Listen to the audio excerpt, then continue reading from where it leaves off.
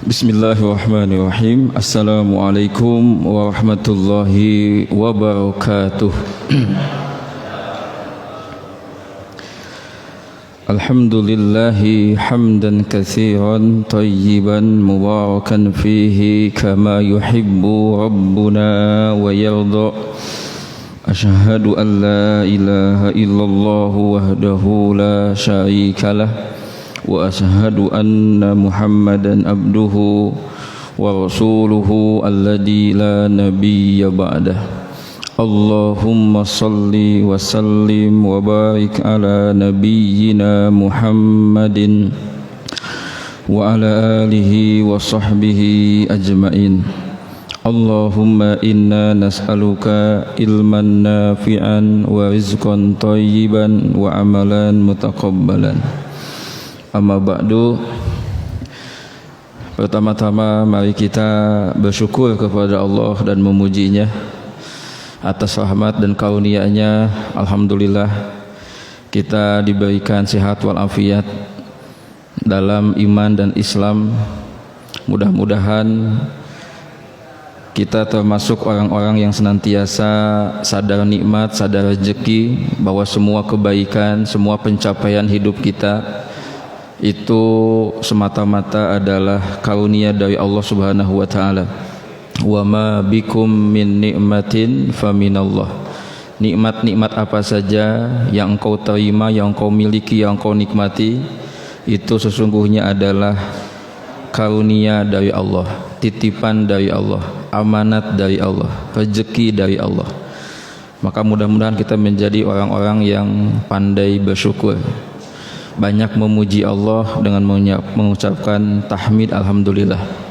Disebut dalam tafsir Ibnu Katsir, barang siapa yang mengatakan alhamdulillah maka dia bersyukur kepada Allah, dan barang siapa yang bersyukur kepada Allah maka Allah akan menambahkan rezekinya. Maka jangan pelit untuk mengucapkan alhamdulillah.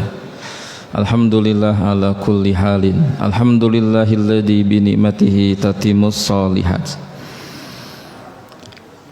Bapak Ibu jamaah rahimakumullah, insyaallah pagi ini saya akan memberikan tambahan materi tentang juhud, supaya materi yang kemarin disampaikan semakin lebih kita pahami. Ada satu hadis Nabi SAW yang juga dimuat dalam hadis Arba'in An-Nawawiyah, di hadis yang ke-31, hadis tentang juhud. Dan barang siapa yang menghafal hadis ini, kemudian memahaminya, kemudian mengamalkannya, maka dia akan memiliki dua keadaan. Yang pertama, dicintai oleh Allah, dan yang kedua, dicintai oleh manusia. Benefitnya, ketika kita dicintai oleh Allah, berarti tandanya Allah meridhai kita, Allah suka sama kita, Allah senang sama kita, dan Allah akan memberikan apa yang dikehendakinya untuk kita. Karena cinta, ridho Allah itulah yang menjadi tujuan kita. Bahkan kita beribadah kepada Allah sejatinya adalah agar mendapatkan ridho dan cinta Allah Subhanahu wa ta'ala. Yang kedua, dicintai oleh manusia. Ini juga sesuatu yang sangat bernilai, sangat berharga dan menguntungkan buat hidup kita. Karena ketika manusia mencintai kita, maka dia akan menjadi tim kehidupan kita. Maka manusia akan menjadi sahabat kehidupan kita. Kemudian kita bisa hidup di tengah-tengah mereka dengan bahagia. Namun sebelum itu, seperti biasa, kita murojaah dulu. Murojaah doa sama murojaah yel, ya, gitu. Untuk request yang kemarin disampaikan terkait doa, alhamdulillah sudah saya buat dan saya sudah kirimkan ke Pak Ian, ya. Nanti tinggal di sharing saja. Ada 7 doa pilihan tentang tazkiyatun nafas. Nanti kalau sampai lebaran Pak Ian belum ngirim, nah berarti macet begitu, ya.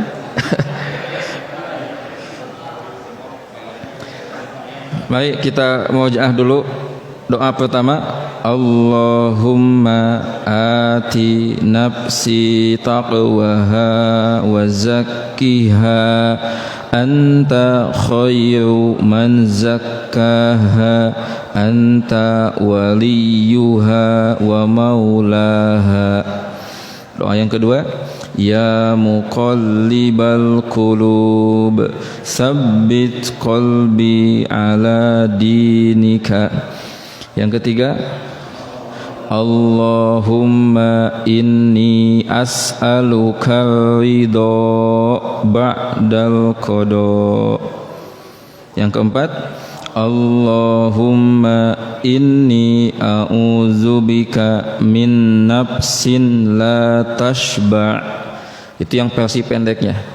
Yang versi panjangnya, Allahumma inni a'udzubika min ilmin la yanfa' wa min qalbin la yakhsha wa min nafsin la tashba wa min du'ain la yusma atau la yustajabu laha. Ada perbedaan redaksi. Nah, yang berikutnya agak panjang ini, tapi kalau hafal itu bagus.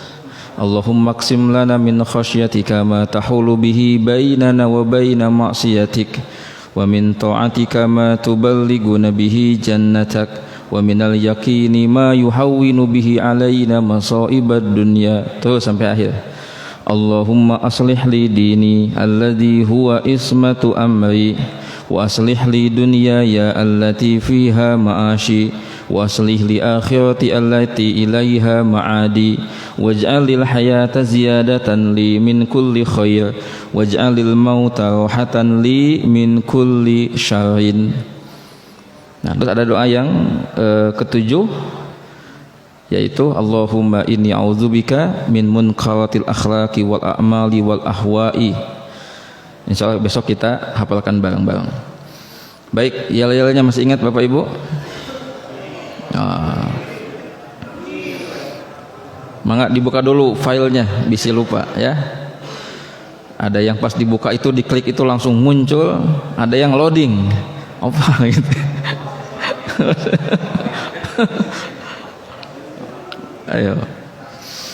Ayo dunia akhirat khair wa abqa. Ini ya dong, bahasa tubuhnya, jangan mati gaya. Dunia qalil, akhirat khair wa abqa. Oke. Ini motivasi buat kita. Memang dunia itu kecil ya, dunia ini remeh. Sampai Nabi SAW memberikan perumpamaan antara kenikmatan dunia versus kenikmatan akhirat. Apa yang Nabi analogikan sebagai perbandingan antara nikmat dunia versus nikmat akhirat? Kata Nabi, seseorang mencelupkan jarinya ke lautan. Kemudian dia angkat jarinya itu, perhatikan air yang netes dari jarinya itu. Ada kan? Nah, itulah perbandingan nikmat dunia versus nikmat akhirat. Air yang netes dari jari yang mungkin kecelak itulah nikmat dunia. Lautan itulah nikmat akhirat. Berarti sangat jauh sekali. Kalau perumpamaannya misalkan celupkan jari kamu ke gelas, itu kita masih menganggapnya wah, gelas nggak terlalu gede lah. Ini mah lautan. Berarti akhirat itu khair wa abqa, lebih baik, lebih banyak dan kekal. Makanya disebut dalam sebuah hadis, orang yang terakhir masuk surga itu nikmatnya, fasilitas dunia yang surga yang dia dapatkan itu seperti fasilitas para pejabat elit dunia. Dan lebih daripada itu yang terakhir masuk surga, segitu fasilitas surganya seperti fasilitas para elit, para pejabat, para konglomerat di dunia. bagaimana fasilitas surga orang-orang yang masuk surganya duluan tanpa hisab, tanpa azab. Berarti luar biasa. Jadi akhirat itu khair wa abqa. Maka di antara tips kita untuk membangun juhud adalah mengingat bahwa dunia itu kecil, dunia itu remeh, akhirat itu lebih baik, lebih berharga, lebih banyak.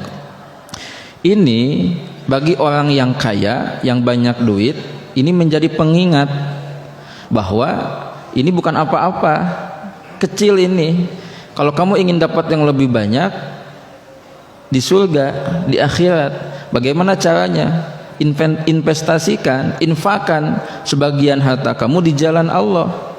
Bagi orang yang miskin, orang yang susah, ini menjadi motivasi penyemangat bahwa nggak apa-apa aku nggak dapat dunia, tapi di akhirat aku harus dapat. Jangan sampai sengsara di dunia, sengsara di akhirat.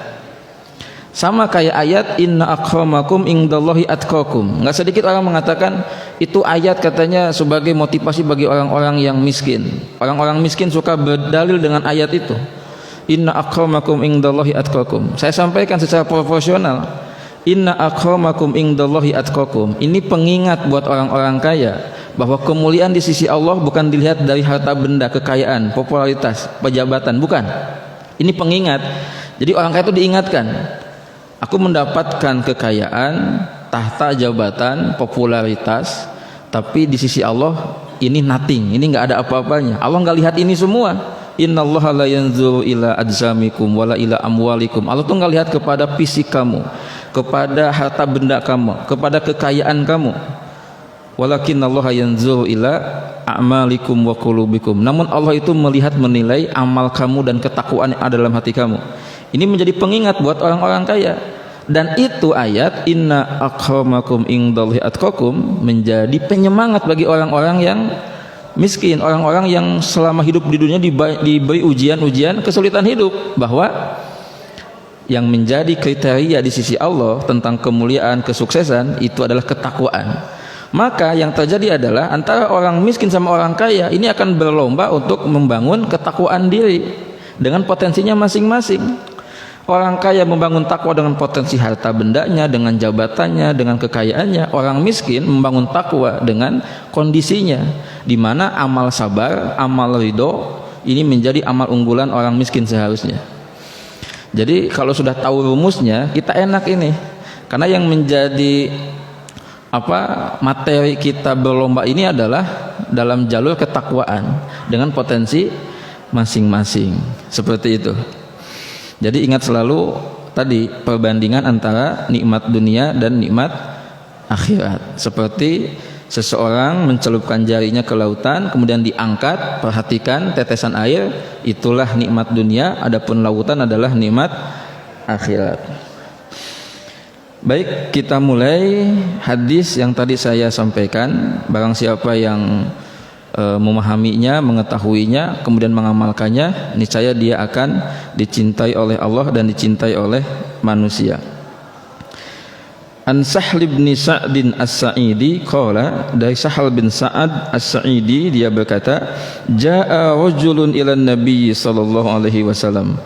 Telah datang seorang laki-laki kepada Nabi sallallahu alaihi wasallam, faqala, kemudian dia berkata, ya Rasulullah, wahai Rasulullah, dullani ala amalin idza amiltuhu ahabbani Allahu wa ahabbani an-nas. Wahai Rasulullah, beritahukan kepadaku satu amalan yang jika aku kerjakan maka Allah akan mencintaiku dan manusia juga akan menyukaiku. Jadi ada sahabat yang datang kepada Rasulullah SAW, dia meminta wasiat, meminta pelajaran hidup, pelajaran agama, yaitu minta amalan yang kalau dikerjakan benefitnya, fadilahnya, Allah akan mencintainya dan orang-orang akan menyukainya. Jadi Bapak Ibu rahimakumullah, dalam tradisi kita, masyarakat kita, kadang ada orang itu datang kepada ustadz minta amalan. Ini ke saya juga suka ada yang begitu. Pak Ustadz minta amalan, minta amalan. Jadi kalau lihat dari sunnah, minta amalan itu yang benar adalah diberikan rekomendasi amal soleh untuk kemudian dikerjakan. Pada prakteknya kadang ada orang itu minta amalan, dia minta doa-doa untuk nanti dia praktekkan. Jadi kalau ada bapak ibu datang kepada bapak ibu orang minta amalan, maka rekomendasikanlah amal soleh yang itu sesuai dengan sunnah. Bisa jadi mungkin rekomendasinya itu adalah sok kamu perbaiki sholat 5 waktu, bisa itu. Saya minta amalan nih, saya lagi punya masalah. Mungkin rekomendasi amalnya adalah coba kamu mulai biasakan sholat tahajud. Itu amalan tuh. Saya nih belum punya keturunan, udah lama berumah tangga, minta amalan. Nah kita boleh memberikan rekomendasi, misalkan nih baca doa ini, gitu kan, doa Nabi Zakaria misalkan, itu boleh, itu boleh. Yang jadi kontroversi adalah ketika ada orang minta amalan, nah kemudian rekomendasi amalnya itu adalah hal-hal yang itu keluar dari jalur sunnah. Misalkan nanti kamu bangun, ditentuin jamnya itu. Bangun jam 12, tong telat jam 12 pas, oh gitu ya, gitu. Terus nanti ini baca sekian ratus kali apa-apa, itu kan jadi kontroversi yang kayak begitu. Jadi kalau ada orang minta amalan kepada kita, kasih rekomendasi amal soleh yang sesuai dengan sunnah. Faqala, kemudian Rasulullah sallallahu alaihi wasallam menjawab, ijhad fid dunya yuhibbukallah, juhudlah kamu di dunia, jalanilah hidup di dunia ini dengan sikap juhud. Yuhibbukallah, maka Allah akan mencintaimu. Nah, ini rumusnya, ini resepnya ini. Jadi amalan yang dikasih Nabi kepada orang itu adalah juhud. Juhudlah engkau di dunia. Selama hidup di dunia bersikaplah juhud, maka Allah akan mencintaimu. Kemarin kita sudah belajar, juhud adalah sikap mengutamakan akhirat daripada dunia. Juhud adalah mengorbankan dunia untuk akhirat, bukan mengorbankan akhirat untuk dunia. Dan ini yang banyak terjadi. Banyak orang mengorbankan sholat demi dagangannya, demi jualannya, demi mengharapkan keuntungan. Banyak orang yang mengorbankan sholat Jumat demi meraih rupiah, karena nggak mau rugi, nggak mau pendapatannya berkurang. Bahkan selama Ramadan nggak sedikit orang yang mengorbankan sholat isya sama sholat tarawih karena dunianya. Nah, juhud itu mengorbankan dunia untuk akhirat, bukan mengorbankan akhirat untuk dunia. Juhud itu adalah mengosongkan hati dari pengaruh dunia. Maka kata ulama, simpanlah dunia itu di tanganmu, jangan di hatimu. Berarti kalau simpan dunia di tangan, artinya kita boleh memiliki apa saja dari perhiasan dunia. Silahkan. Nabi Sulaiman adalah contoh orang yang memiliki banyak perhiasan dunia. Dan beberapa ulama kita ada yang begitu juga, walaupun tidak banyak. Imam Malik adalah contoh ulama yang kaya raya. Ibnu Mubarak adalah contoh ulama yang kaya raya. Jangan tanya Abdurrahman bin Auf, Thalhah bin Ubaidillah. Mereka adalah orang-orang kaya, tapi mereka menyimpan dunia itu di tangan mereka. Hati mereka kosong dari dunia. Yang salah itu adalah ketika dunia disimpan di hati. Yang tambah masalah dan susah adalah di tangannya nggak ada dunia, di hatinya ada dunia. Ini yang stres ini. Jadi tangannya kosong dari dunia, tapi hatinya penuh dengan dunia. Ini yang masalah, salah dan stres ini, gitu. Dan juhud itu adalah mengharapkan apa yang ada di sisi Allah. Ini sikap juhud. Jadi juhud ini tentang mensikapi dunia menurut apa yang Allah kehendaki. Makanya lawan dari juhud adalah hubbud dunia, cinta dunia. Juhud bukan tentang soal makan yang harganya ya murah, kualitasnya khas, nggak bergizi, bukan. Juhud bukan tentang masalah pakaian yang dipakai dengan harga yang paling murah, dengan kain yang ada yang apa adanya, enggak. Bukan itu juhud. Ini tentang sikap, ya, seperti itu. Maka kata Nabi, juhudlah engkau di dunia, maka Allah akan mencintaimu. Berarti mafhum mukhalafahnya, pemahaman terbaliknya adalah jangan kau hidup di dunia dengan cinta kepada dunia, sehingga engkau larut dalam dunia itu, sehingga engkau lupa kepada tujuan hidupmu di dunia. Ingat, hari ini banyak orang yang lupa tujuan hidup, sehingga fokus hidupnya yang harusnya untuk akhirat jadi untuk dunia. Seperti orang dia mau belanja sesuatu yang sudah ditentukan target tujuannya, tapi ketika masuk awal dari pasar atau dari mall, kemudian dia tertarik dengan barang-barang yang sesungguhnya tidak masuk dalam list belanjaan dia. Akhirnya dia tergoda untuk mendatangi barang itu, kemudian memilah sampai waktu terus berjalan dia lupa bahwa dia itu harusnya membeli barang X yang sudah ditentukan. Seperti itu. Itu perumpamaannya. Banyak orang yang ketika sudah kenal dengan dunia, kemudian dia jadi lupa dan lalai terhadap tujuan akhirat. Kemudian kata Nabi, wajhad fi ma fi aidin nas, dan juhudlah kamu terhadap apa yang ada dimiliki oleh manusia. Juhudlah terhadap apa yang dimiliki oleh manusia. Yuhibbukan nas, maka orang-orang akan menyukaimu. Juhud terhadap apa yang dimiliki oleh manusia. Maksudnya apa?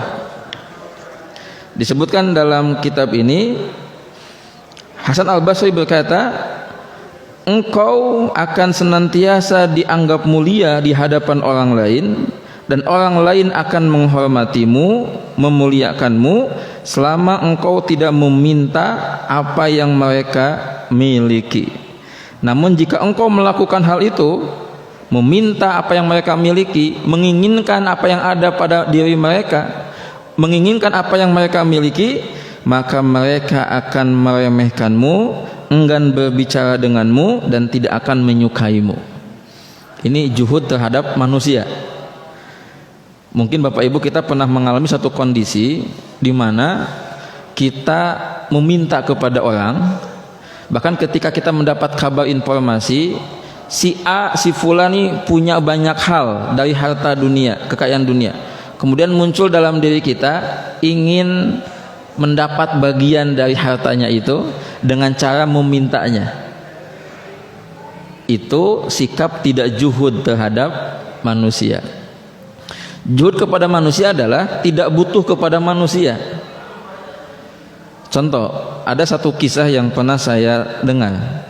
Ada seseorang, dia sedekah setiap bulan 1 miliar, dan ini faktanya ada. Orang ini bersedekah sebulan 1 miliar, suka bagi-bagi. Kita tes kejuhudan kita terhadap manusia.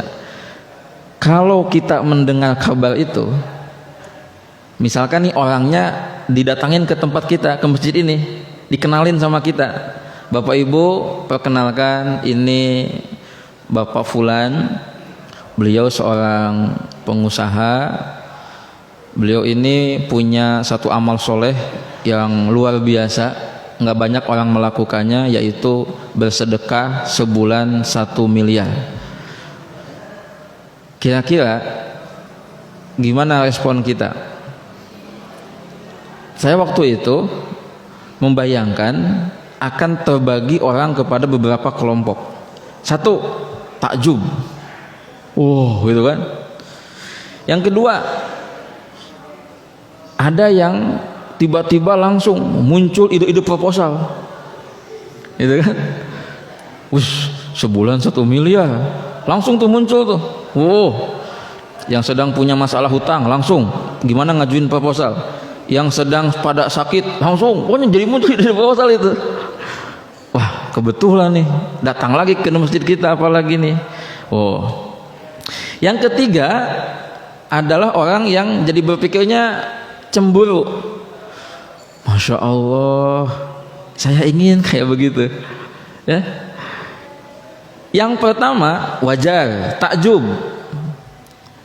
Yang kedua, ini ada bibit-bibit tidak juhud kepada orang, kepada manusia. Kenapa? Karena orang yang kedua menginginkan mendapatkan apa yang dimiliki oleh orang kaya ini. Walaupun sah-sah saja kan, apalagi kan statusnya uang zakat infak sedekah. Orang miskin, fakir, dua apa punya hak atas uang itu, dana itu.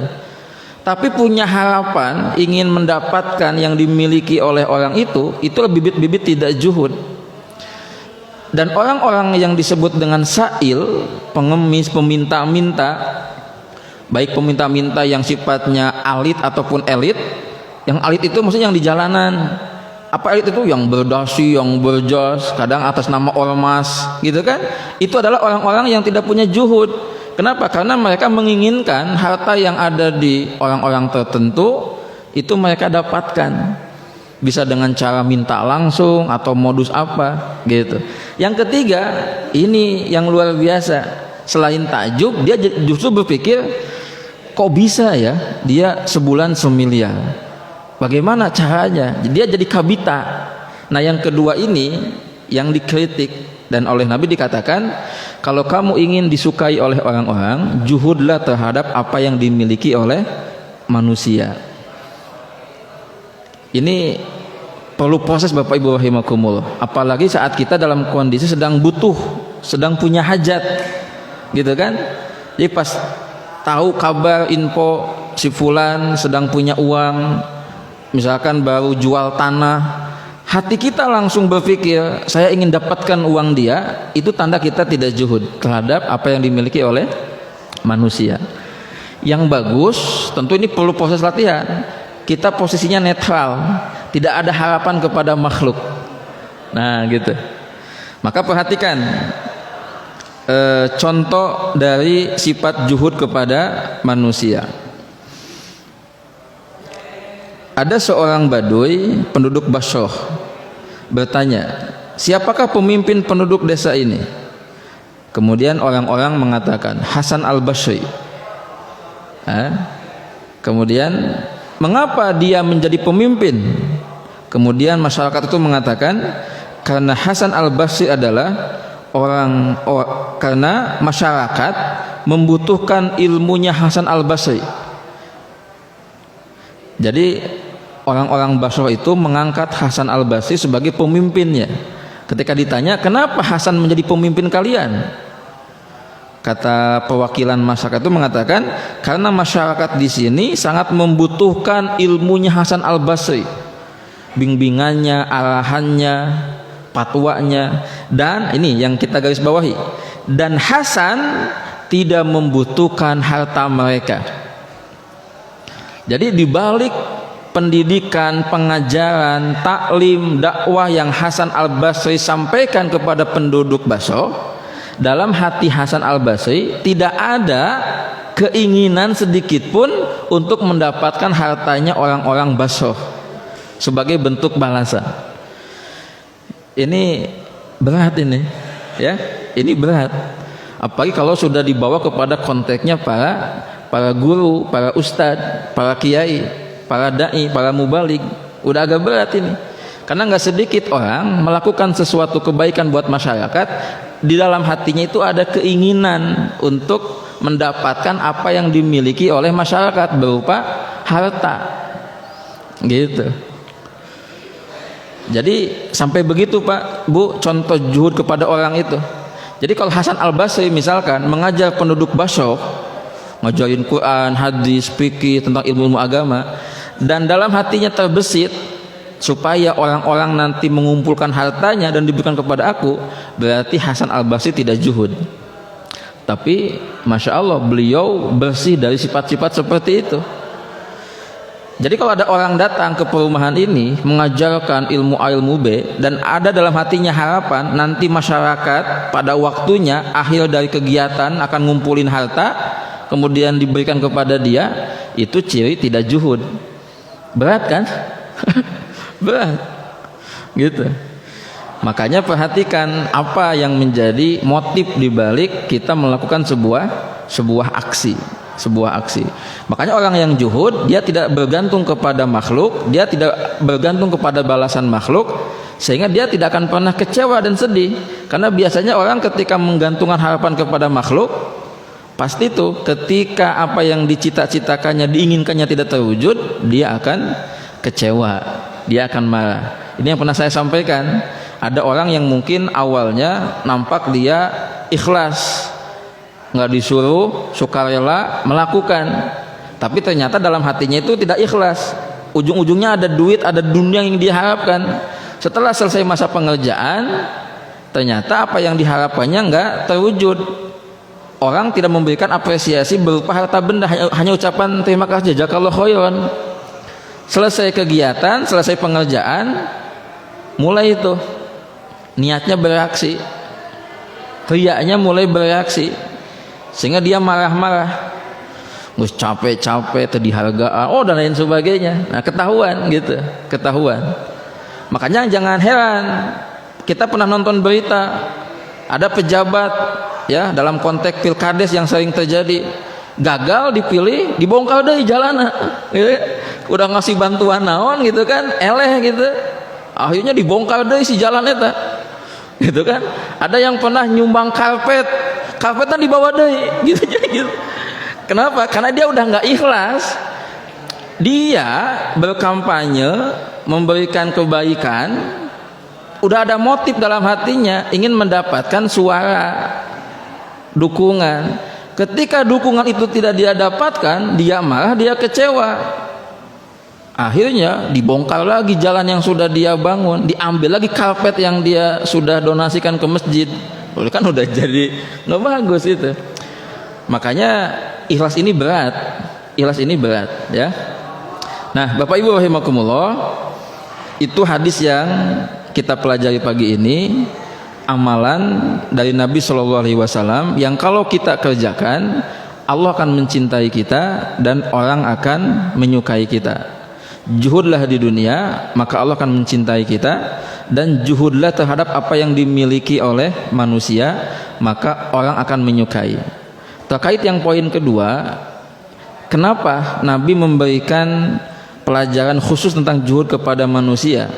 Karena karakter manusia itu kalau diminta satu kali mungkin bisa, tapi ketika sering diminta, bawaannya itu jadi nggak suka, gitu, jadi ngewa, jadi punya pikiran negatif.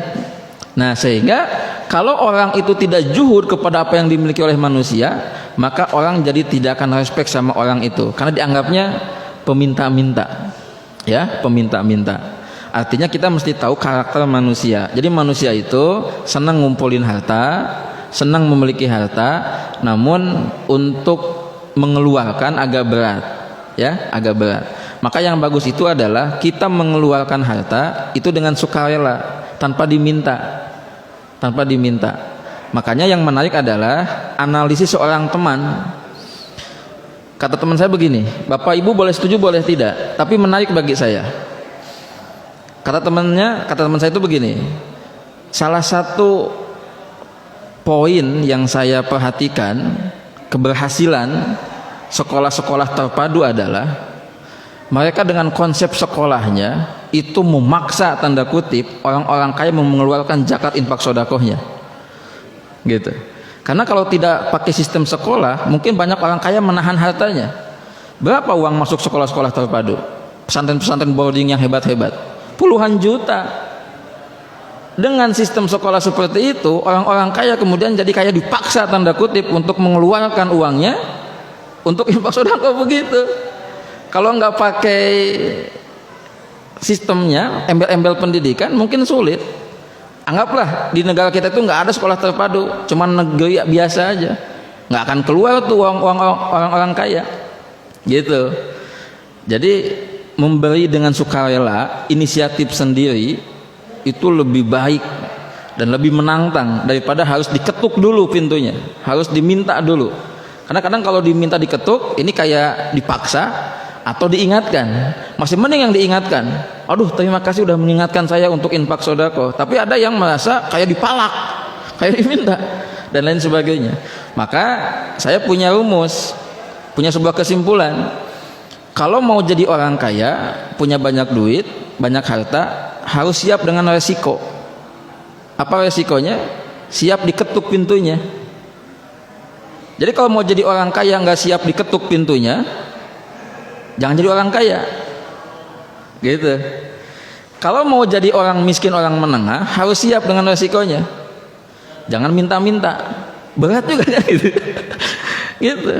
Jangan minta-minta, jangan ngeluh, gitu. Dan harus sabar. Harus sabar.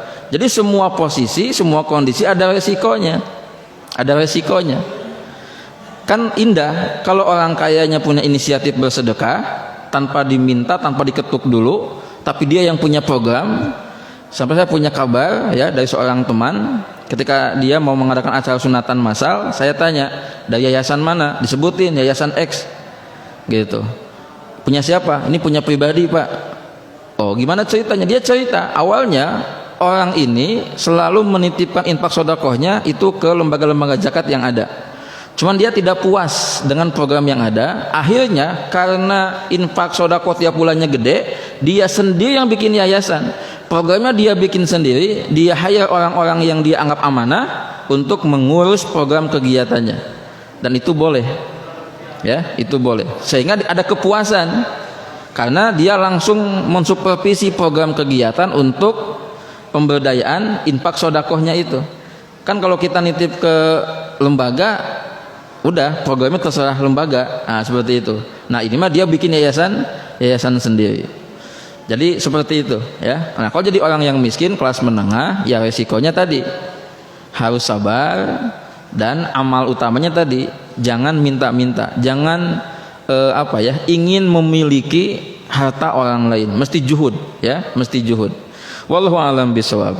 Itu mungkin Bapak Ibu materi pagi ini, mudah-mudahan menguatkan kita tentang ilmu juhud supaya kita hidup di dunia ini dengan juhud, karena inilah jalan kita untuk diridhoi, dicintai oleh Allah Subhanahu wa taala. Ada pertanyaan silakan. Ada enggak?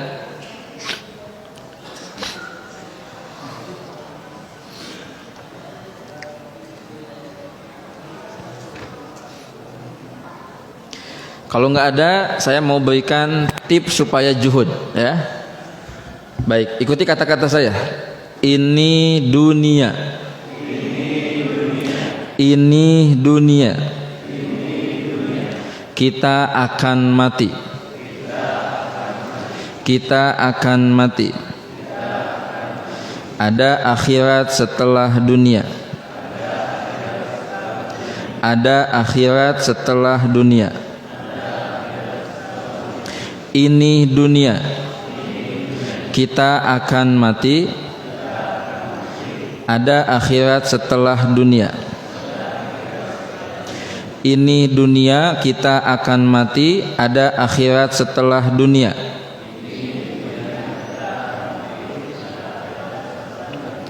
Coba diulangi 2 kali aja. Ini, sekali lagi, ini dunia. Baik, nanti Bapak Ibu rahimakumullah, kata-kata ini dunia itu diikuti dengan pemahamannya, fikihnya. Ini dunia sementara, fana. Ini dunia kecil, remeh, ya. Bahkan dalam hadis itu dia hina, terlaknat, bahkan lebih hina daripada bangkai. Ini dunia, wah gitu, sementara. Ini dibangun, diinstal dalam diri kita. Kita akan mati, cepat lambat kita akan mati, cepat lambat kita akan masuk ke alam barzakh, akan dikubur terus. Ada akhirat setelah dunia, akhirat itu kekal, abadi, lebih baik, terus gitu. Nah, ini diinstalkan kepada diri kita. Nah, nanti dipraktekkan saat dalam kehidupan nyata. Contoh, saya pernah mengamalkan tip ini, kemudian saya praktekkan dalam beberapa konteks. Misal Bapak Ibu, ini yang pernah saya alami ketika kita jalan-jalan di mall, ya, jalan-jalan di mall.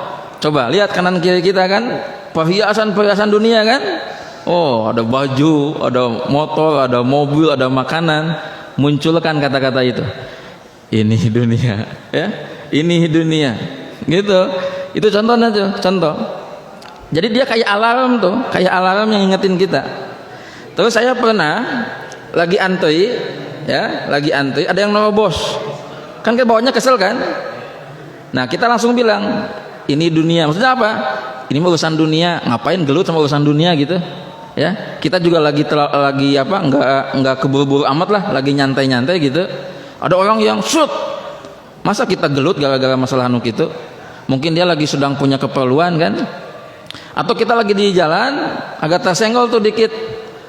Ngapain kita marah-marah karena urusan-urusan dunia? Nah, itu dimunculkan tuh. Ini dunia, ini dunia.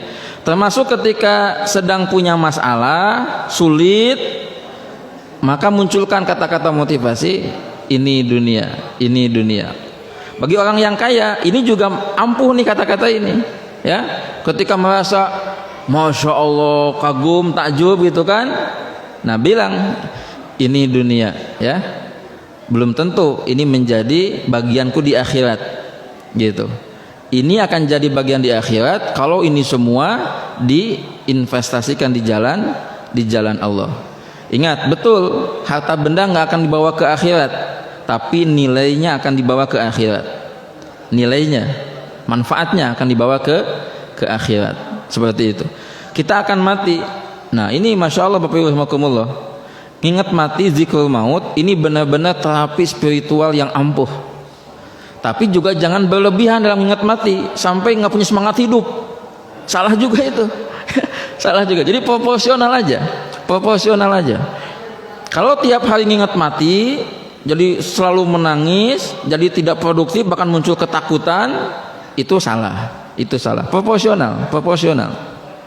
Dan kita ini kan sekarang kondisinya lagi tidak banyak diingatkan sama mati.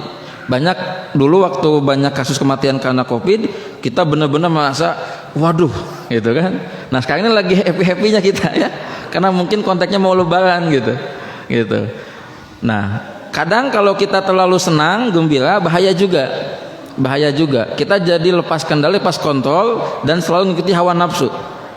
Tapi pas ingat mati Bapak Ibu rahimakumullah, yakinlah, benar tuh.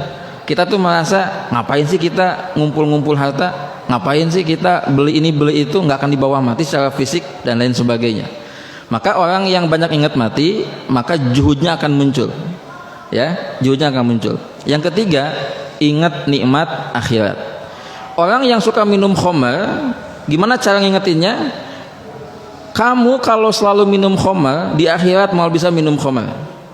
Itu terapinya begitu. Kalau kamu ingin minum khamar, stop minum khamar di dunia, nanti di akhirat kamu boleh sepuasnya minum khamar. Orang yang suka berzina, selingkuh, apa terapi Qur'aninya? Kasih tahu. Kalau kamu suka kepada seksual, kalau kamu ingin mendapatkan nikmat seksual, jaga kehormatanmu ketika di dunia, jangan berzina, jangan selingkuh, maka nanti kamu di akhirat akan mendapatkan kepuasan seksual yang luar biasa tanpa batas. Ya, gitu. Sehingga ini menjadi satu terapi. Kalau aku habiskan semuanya di dunia, akhirat nggak akan kebagian. Orang yang banyak tidur di dunia, gimana cara terapinya? Kalau kamu banyak tidur di dunia sampai lupa ibadah, lalai ibadah, kamu di alam barzah mau bisa sare. Ini serius ya. Tapi kalau kamu di dunia sedikit tidur, proporsional, karena diisi dengan kerja ibadah, maka di alam barzah kamu akan tibra tidur. Ini maksudnya apa? Karena di alam barzah itu ada kehidupan.